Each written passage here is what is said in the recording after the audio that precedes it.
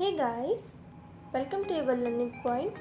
आज के इस वीडियो में सीडीपी का एक बहुत ही इम्पॉर्टेंट टॉपिक यानी बुद्धि, इंटेलिजेंस की बात करेंगे, जिसमें आज पूरे यानी बुद्धि के सभी सिद्धांत और उनके प्रतिपादक कौन कौन हैं इसके बारे में जानेंगे। और साथ ही मैं जितने भी बुद्धि के सिद्धांत पढ़ाऊंगी उनको मैं एक्सप्लेन भी करूंगी। आज की वीडियो में हम केवल जो हमारे एक कारक सिद्धांत है, द्विकारक सिद्धांत है और थॉर्नडाइक का बहुकारक सिद्धांत है, इन तीन सिद्धांत को एक्सप्लेन करूंगी। और बाकी के इसके 2 वीडियो और बनेंगे, यानी बुद्धि के 2 पार्ट और बनेंगे, क्योंकि काफ़ी बड़ा चैप्टर है। तो उसमें बाकी के इंपॉर्टेंट जिससे आपके क्वेश्चन बहुत ही डीपली पूछे जाते हैं, सीटेड एग्जाम में आपके चाहे हरियाणा टेट के एग्जाम में तो बहुत डीपली पूछे जाते हैं। तो आपको सारा बुद्धि से रिलेटेड जितने भी क्वेश्चन यहाँ पर कंप्लीट हो जाएंगे। चलिए स्टार्ट करते हैं हमारा आज का ये वीडियो। देखिए, सबसे पहले हम क्या करते हैं, एक लाइन से सारे सिद्धांतों को समझ लेते हैं। सबसे पहले हम बात करेंगे कि एक कारक सिद्धांत की। देखिए, एक कारक सिद्धांत की अगर हम बात करें तो एक कारक सिद्धांत जो है सब दिया था अल्फ्रेड बिने ने। याद रखिएगा, एक कारक का सिद्धांत किसने दिया था, तो अल्फ्रेड बिने ने दिया था। यह क्वेश्चन आता है कि सबसे पहले बुद्धि का सिद्धांत किसने दिया, तो याद रखिएगा अल्फ्रेड बिने ने दिया था। ठीक है, अल्फ्रेड बिने ने 1911 में अपना बुद्धि का सिद्धांत दिया था। इसके बाद इनके साथ साथ इनके जो साथी थे टर्मन और स्टर्न ने भी इस सिद्धांत को आगे बढ़ाने में मदद की थी। लेकिन ये जो सिद्धांत है वर्तमान में मान्य नहीं है, यानी ये अब ये माना जाता है कि हमारी जो बुद्धि है वो किसी एक कारक पर न डिपेंड होकर बहुत सारी चीज़ों पर डिपेंड करती है। यानी किसी एक चीज़ को हम बुद्धि नहीं कह सकते। हमारे अंदर कई तरह की बुद्धियाँ हैं, कई तरह के प्रकार हैं, अलग अलग लोगों में अलग अलग प्रकार से बुद्धियों का विकास होता है। तो ये जो सिद्धांत है वर्तमान में मान्य नहीं है। ठीक है, तो आप क्या करते हैं, हम इस सिद्धांत को एक्सप्लेन कर जो पढ़ाना है वो मैं आपको समझा देती हूँ। देखिए, एक कारक सिद्धांत की अगर बात करें तो इसका जो प्रतिपादन जो था अल्फ्रेड बिने ने किया था। ठीक है, उन्होंने इसका प्रचलन 1911 में किया था। बाद में इस सिद्धांत का समर्थन जो था वो टर्मन और एबिंगहास ने किया था। ठीक है, टर्मन और एबिंगहास ने किया था। अब साथ ही एबिंगहास से याद रखिएगा कि अगर आपसे क्वेश्चन आ जाए कि निरर्थक शब्दों का प्रयोग किसने किया, यानी स्मृति में निरर्थक शब्दों का प्रयोग किसने किया, तो याद रखिएगा एबिंगहास ने किया था। ठीक है, इस पॉइंट को नोट करते रहिए। देखिए, मैं आपको बताती हूँ, मेरे वीडियो में अगर आप जब भी देख रहे हैं तो आपको एक कॉपी पेन लेकर रखने की बहुत ज़रूरत है, क्योंकि जितनी स्लाइड्स आपको दिखा रही हूँ इससे ये 50% होता है मेरे वीडियो का, 50% वो होता है जो मैं आपको ओरली आपको सारी चीज़ें बता रही हूँ। तो याद रखिएगा एबिंगहास ने निरर्थक शब्दों का प्रयोग किया था। ठीक है, आगे पढ़ते हैं कि इस सिद्धांत के अनुसार बुद्धि केवल एक खंडात्मक होती है, यानी केवल बुद्धि का केवल एक खंड होता है, बुद्धि का केवल एक प्रकार होता है जिसकी मात्रा भिन्न भिन्न होती है। यानी इनका कहना था कि बुद्धि का केवल एक ही प्रकार बस ही हो सकता है, उसकी मात्रा कम ज़्यादा हो सकती है लेकिन प्रकार एक ही। लेकिन वर्तमान में ये मान्य नहीं है। ठीक है, अब हम दूसरे सिद्धांत पढ़ते हैं। देखिए, जब ये मान्य नहीं हुआ तो आगे आते हैं हमारे स्पीयरमैन। स्पीयरमैन ने क्या कहा, उन्होंने कहा कि जो हमारा सिद्धांत था ये 2 कारक पर डिपेंड करता है। दूसरे से उन्होंने कौन सा दिया, द्विकारक सिद्धांत। पहले आया एक कारक, फिर आया द्विकारक। द्विकारक सिद्धांत में इन्होंने बोला कि जो बुद्धि होती है 2 प्रकार की होती है। ठीक है, जी प्रकार की और एस प्रकार की। याद रखिए क्या कौन से प्रकार की, जी प्रकार की और एस प्रकार की होती है। जी प्रकार का मतलब है हमारे अंदर एक जनरल बुद्धि होती है और एस प्रकार का मतलब है हमारे एक स्पेसिफिक बुद्धि होती है। हिंदी में क्या है, तो जनरल बुद्धि मतलब एक सामान्य बुद्धि होती है और स्पेसिफिक मतलब एक विशिष्ट बुद्धि होती है। तो याद रखिएगा कि बुद्धि का द्विकारक सिद्धांत किसने दिया, तो किसने दिया था, स्पीयरमैन ने दिया था। कौन कौन से बुद्धि प्रकार थी, जी और एस, यानी जनरल और स्पेसिफिक, या कहे सामान्य और विशिष्ट प्रकार की बुद्धि पाई जाती है। यानी स्पीयरमैन का कहना था कि जो सामान्य बुद्धि है वो तो सभी में पाई जाती है, लेकिन जो विशिष्ट बुद्धि है वो अलग अलग लोगों में पाई जाती है। हो सकता है किसी में विशिष्ट बुद्धि ना हो, लेकिन एक सामान्य बुद्धि यानी एक सामान्य बच्चों को क्या कह सकते हैं, किसी व्यक्ति को एक ज्ञान तो नॉर्मली होता है, बस ये नहीं है कि वो हम इंटेलिजेंट कुछ ही होते हैं। ठीक है, तो आपने द्विकारक सिद्धांत एक कारक सिद्धांत समझ लिया।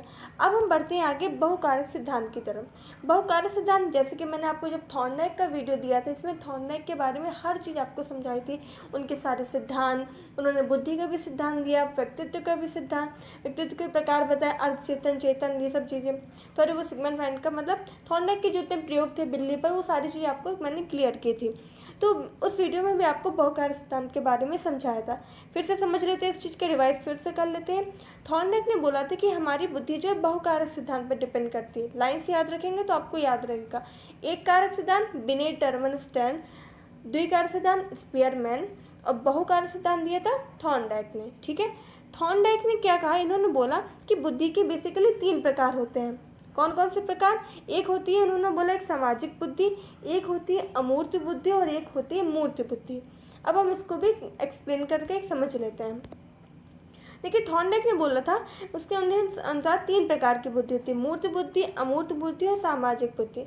उनका कहना था मूर्त बुद्धि उनके अंदर होती है, जैसे कि जो इंजीनियर हो गए, हस्तकलाकार, मूर्तियाँ वगैरह बनाने वाले हो गए, या कारीगर लोग जो हो गए, ये लोग क्या होते हैं, इनके अंदर मूर्त बुद्धि होती है। यानी सारी चीज़ें जो प्रत्यक्ष रूप से चीज़ें बना पाते हैं, प्रत्यक्ष इन सब चीज़ों की वो कल्पना कर पाते हैं। दूसरी चीज़ हमारा प्रकार है अमूर्त बुद्धि का। अमूर्त बुद्धि का मतलब इन्होंने बोला था कि ऐसे लोग जो बिना देखे चीज़ों के सोचते हैं, जैसे कि हमें चित्रकार जब कोई चित्र बनाता है तो बिना सोचे बस अपने मन में उस छवि को लेकर चित्र बनाता है। जैसे कि दार्शनिक हो गए, कहानीकार हो गए, ये क्या होते हैं, ये अमूर्त बुद्धि वाले होते हैं। ठीक है, और तीसरा प्रकार था हमारा सामाजिक बुद्धि का। सामाजिक बुद्धि मतलब ऐसे लोग जैसे कूटनीतिक हो गए, राजनीतिक वाले हो गए, पॉलिटिक्स में जितने लोग होते हैं, नेता वगैरह हो गए, ये सब जो होते हैं ये सामाजिक बुद्धि होती है। सामाजिक बुद्धि एक तरह से सामान्य मानसिक क्षमता को हम कह सकते हैं। ठीक है, और एक चीज़ याद रखिएगा कि जो हमारे अमूर्त बुद्धि है, अमूर्त बुद्धि के संबंध में टर्मन ने बहुत ज़्यादा इन्होंने महत्व दिया था, और साथ ही टर्मन का एक इन्होंने कथन भी दिया था कि बुद्धि जो है अमूर्त चिंतन की योग्यता है। तो किसने किया था, ये किसने दिया था, टर्मन ने। याद रखिएगा, बुद्धि अमूर्त चिंतन की योग्यता है, किसने बोला था, टर्मन ने बोला था। ठीक है, अब देखिए थॉर्नडाइक ने जो ये बुद्धि का सिद्धांत दिया था, इनके बुद्धि के सिद्धांत को कई सारे नाम से जाना जाता है। इनके सिद्धांत को बहुकारक सिद्धांत तो कहते हैं, साथ ही साथ इसे रेत का सिद्धांत, बालू का सिद्धांत, परमाणु का सिद्धांत भी कहते हैं। तो ये सारे नाम भी आपको याद रखने हैं। ठीक है, समझ में आ गया होगा। अब बढ़ते हैं नेक्स्ट। देखिए, हमने 3 सिद्धांत यहाँ पे कंप्लीट कर लिए, एक कारक, द्विकारक और बहुकारक।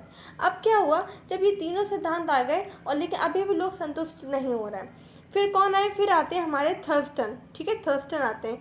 थर्स्टन ने बोला कि ना तो 1 से, ना तो 2 से, ना बहुकारक में भी 3 प्रकार से, ना यानी 1, 2, ना ही 3।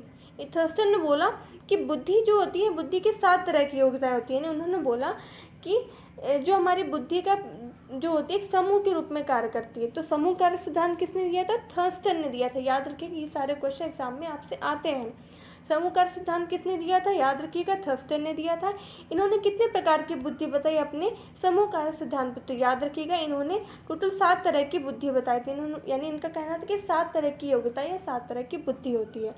ठीक है, इसमें आपको बहुत डीपली नहीं पढ़ना, सिर्फ आपको यहीं पे इतना याद रखना है कि समूह कार्य सिद्धांत किसने दिया, थर्स्टन ने दिया। कितने प्रकार की योग्यताएं होती है समूह कार्य सिद्धांत के अंतर्गत, याद रखिएगा 7 प्रकार की योग्यताएं होती हैं।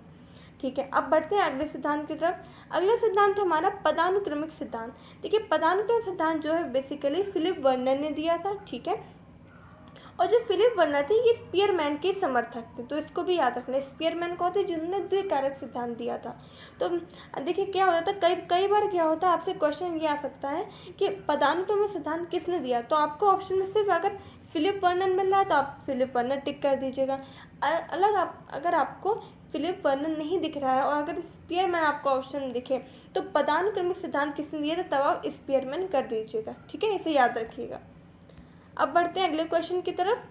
देखिए, नेक्स्ट क्वेश्चन हमारा बुद्धि संरचना सिद्धांत, जो कि बहुत ही इंपॉर्टेंट है। ये जो आपको नीचे के 3 सिद्धांत देख रहे हैं ना, बुद्धि संरचना वाला, तरल ठोस वाला और बहुबुद्धि, बहुत ही इंपॉर्टेंट है। इससे बहुत ही डीपली क्वेश्चन जो आपसे एग्जाम में पूछे जाते हैं। तो ये जो जितने भी ये सिद्धांत है ना, ये नेक्स्ट वीडियो में आपको कंप्लीट करा दूंगी, और बहुत ही इंपॉर्टेंट है। नेक्स्ट वाली क्लास यानी कि कौन सी क्लास, जो ट्यूसडे को हमारी होती है, बाल विकास की टॉपिक की क्लास होती है। हर ट्यूसडे को एक क्लास होती है बाल विकास की, तो नेक्स्ट वाली क्लास को याद रखिएगा। ठीक है, तो अब हम पढ़ते हैं क्या, बुद्धि संरचना सिद्धांत। देखिए, बुद्धि संरचना सिद्धांत को त्रिआयामी सिद्धांत भी कहते हैं, और ये किसने दिया था, ये दिया था जेपी गिलफोर्ड ने। गिलफोर्ड बस याद रखिएगा, आपका काम बन जाएगा।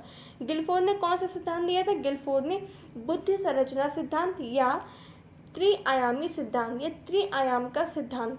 ठीक है, इन्होंने क्या बोला था, देखिए इन्होंने बोला था कि हमारी जो बुद्धि का एक संरचना होती है, जैसे कि परमाणु की संरचना होती है 3D जिसे बोलते हैं, या क्वेश्चन आ सकता है 3D सिद्धांत किसने दिया है, यानी 3D, तो 3D आ जाए या 3 आयामी आ जाए, 3 डायमेंशन आ जाए या बुद्धि संरचना सिद्धांत आ जाए, इस सारे सिद्धांत का संबंध किससे है, इस सारे सिद्धांत का संबंध हमारे जेपी गिलफोर्ड से है।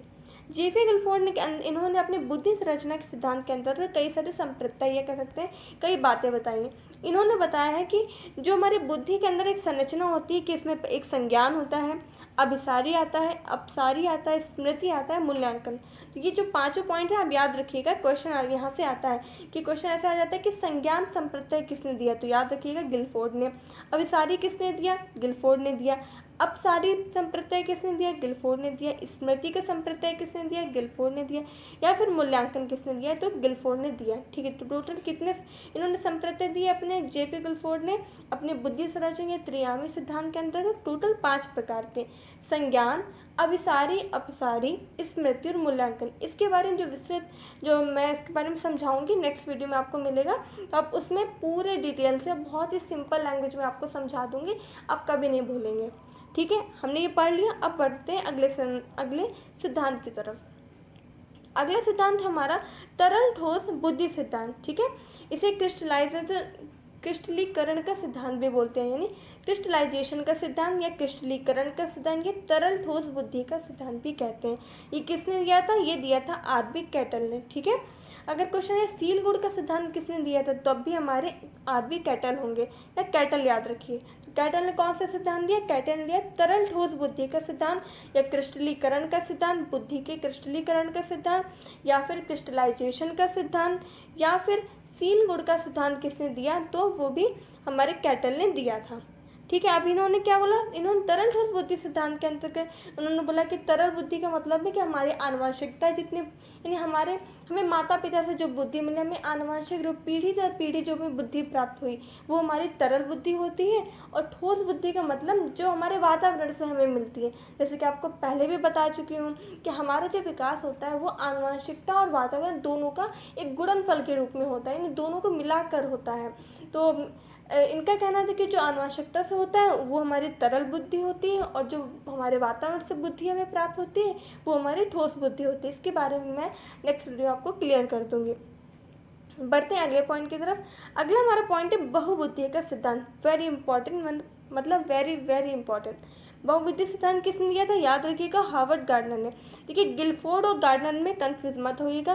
गिलफोर्ड ने दिया था कौन सा, बुद्धि संरचना या फिर त्रिआयामी। आप ऐसे याद कर सकते हैं, कैसे, गिलफोर्ड का पूरा नाम क्या है, जेपी गिलफोर्ड, यानी 3 आ रहा है, 1 2 3, और इन्होंने क्या दिया था, त्रिआयामी और 3 इनके नाम में भी है। जबकि हार्वर्ड गार्डनर ने किसने दिया, हार्वर्ड गार्डनर ने दिया था बहुबुद्धि का सिद्धांत। अब बहुबुद्धि और बहुकारक सिद्धांत में मत कंफ्यूज होइएगा, इसलिए इस वीडियो को खत्म होने के बाद में दोबारा देख लीजिए, या फिर 1-2 बार रिपीट करके वीडियो को देख लीजिए, तो आपको याद हो जाएगा। देखिए बहुकारक सिद्धांत किसने दिया, थॉर्नडाइक ने, लेकिन बहुबुद्धि का सिद्धांत दिया हार्वर्ड गार्डनर ने। नहीं, थॉर्नडाइक ने बोला कि एक बुद्धि के अंदर कई सारे कारक उसको डिपेंड करते हैं, लेकिन गार्डनर ने बोला बुद्धि के कई सारे प्रकार। अब देखिए हार्वर्ड गार्डनर ने अपने बहुबुद्धि सिद्धांत के अंतर्गत बोला, इन्होंने बहुत सारे बुद्धि के प्रकार बताए, जैसे कि भाषाई बुद्धि, तार्किक बुद्धि, गणितीय बुद्धि, स्थानिक बुद्धि, गतिक बुद्धि, सांगीतिक बुद्धि, व्यक्तिगत बुद्धि, आत्मन व्यक्तिगत बुद्धि, प्रकृतिवादी बुद्धि और अस्तित्ववादी बुद्धि, यानी सारी बुद्धियों के प्रकार जो दिए थे वो हार्वर्ड गार्डनर ने दिए थे। इन सारी बुद्धियों के बारे में हम नेक्स्ट वीडियो में पढ़ेंगे। क्वेश्चन आपसे ऐसा आता है कि अगर कोई व्यक्ति बहुत अच्छा गा लेता है तो वो किस बुद्धि के अंतर्गत आता है, हार्वर्ड गार्डनर के साथ, तो हम करेंगे सांगीतिक बुद्धि का। कोई बालक जो अपने गणित में बहुत ज़्यादा होशियार है तो हम क्या करेंगे, गणितीय बुद्धि में है। कोई बालक प्रकृति प्रेमी, अपने मतलब प्रकृति से बहुत प्रेम करता है, प्रकृति के बीच रहना पसंद करता है, तो प्रकृतिवादी। इस टाइप की चीज़ें जो है मैं आपको नेक्स्ट वीडियो में क्लियर कर दूँगी। ठीक है, तो इससे हमारे आज की वीडियो में हम इतना ही भी रखते हैं, ताकि आपको सारी चीज़ें एकदम से ओवरलैप ना कर जाए इतने सारे बुद्धियों के सिद्धांत पढ़ के। इसलिए मैं आपको इतना टाइम दे रही हूँ कि आप इस वीडियो को 2 से 3 बार देखिए, ताकि नेक्स्ट टाइम जब आपको इस पढ़ाया जाए तो आपको ये सारे कन्फ्यूज़न ना रहे कि आप बहुकारक और बहुबुद्धि में, या फिर आप गार्डनर और गिलफोर्ड में कन्फ्यूज़ हो जाए। ठीक है, तो अपना ख्याल रखिए। चैनल पर नए हैं तो चैनल को सब्सक्राइब कर दीजिएगा, वीडियो पसंद आए तो वीडियो को लाइक कर दीजिएगा, और दोस्तों के साथ बिल्कुल शेयर करिएगा। तो मिलते हैं नेक्स्ट वीडियो में। Thank you so much.